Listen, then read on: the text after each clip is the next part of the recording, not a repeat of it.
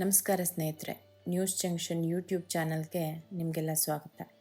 ನಮಗೆಲ್ಲ ತಿಳಿದಿರೋ ಹಾಗೆ ಭಾರತ ವೈವಿಧ್ಯತೆಯಲ್ಲಿ ಏಕತೆಯನ್ನು ಹೊಂದಿರುವಂತಹ ದೇಶ. ಇಲ್ಲಿ ಬೇರೆ ಬೇರೆ ರಾಜ್ಯಗಳಲ್ಲಿ ಜನ ಬೇರೆ ಬೇರೆ ಭಾಷೆಯನ್ನು ಮಾತಾಡ್ತಾರೆ. ಹಾಗೆ ಪ್ರತಿಯೊಂದು ರಾಜ್ಯವು ಕೂಡ ಅದರದ್ದೇ ಆದ ಆಡಳಿತ ಭಾಷೆಯನ್ನು ಕೂಡ ಹೊಂದಿದೆ.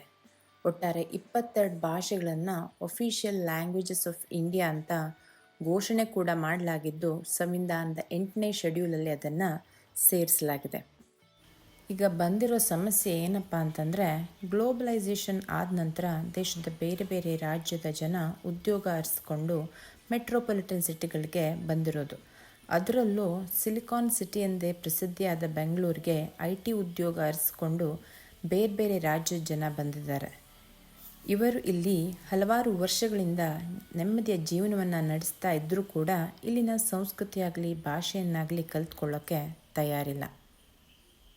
ನಾನಿವತ್ತು ಈ ವಿಷಯದ ಬಗ್ಗೆ ಯಾಕೆ ವಿಡಿಯೋ ಮಾಡ್ತಿದ್ದೀನಿ ಅಂದರೆ, ಸುಗಂಧ ಅನ್ನೋ ಉತ್ತರ ಭಾರತದ ಕಡೆಯ ಮಹಿಳೆ ನಾವು ನಾರ್ತ್ ಈಸ್ಟ್ಗಳಿಂದಾನೇ ಬೆಂಗಳೂರು ಉದ್ಧಾರ ಆಗಿರೋದು, ಇಲ್ಲ ಅಂದರೆ ಇಲ್ಲಿರೋ PG ಪಬ್ಗಳೆಲ್ಲ ಮುಚ್ಚೋಗಿ ಯಾವ ಬಿಸ್ನೆಸ್ಗಳು ನಡೀತಾನೇ ಇರಲಿಲ್ಲ ಅಂತೆಲ್ಲ ವಿಡಿಯೋ ಮಾಡಿ ಸೋಷಿಯಲ್ ಮೀಡಿಯಾದಲ್ಲಿ ಹರಿಬಿಟ್ಟಿದ್ದಾಳೆ. ಇದು ಕನ್ನಡಿಗರಿಗೆ ಮತ್ತು ಕನ್ನಡ ಪರ ಸಂಘಟನೆಗಳಿಗೆ ಸಿಟ್ಟು ತರುವಂತೆ ಮಾಡಿದೆ. ಇಷ್ಟೇ ಅಲ್ಲದೆ ಈ ಥರ ಲ್ಯಾಂಗ್ವೇಜ್ ಇಂಟಾಲರೆನ್ಸ್ ವಿಡಿಯೋ ಹರಿಬಿಟ್ಟು ತನ್ನ ಕೆಲಸ ಕೂಡ ಕಳ್ಕೊಂಡಿದ್ದಾಳೆ.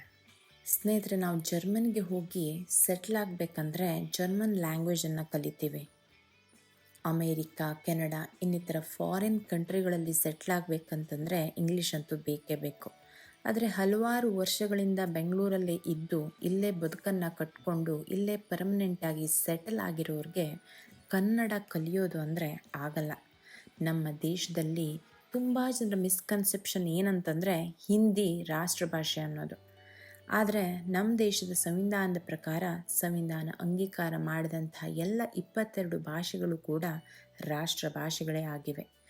ನಾವು ಎಲ್ಲಿ ಬದುಕ್ತೀವೋ, ಎಲ್ಲಿ ನೀರನ್ನು ಕುಡಿತೀವೋ ಅಲ್ಲಿನ ನೆಲದ ಭಾಷೆ ಸಂಸ್ಕೃತಿಯನ್ನು ಕಲಿತು ಗೌರವಿಸಿದ್ರೆ ಇಂತಹ ಸಮಸ್ಯೆಗಳು ಮುಂದಿನ ದಿನಮಾನದಲ್ಲಿ ಬರೋದಿಲ್ಲ ಅನ್ನೋದು ನನ್ನ ಅಭಿಪ್ರಾಯ.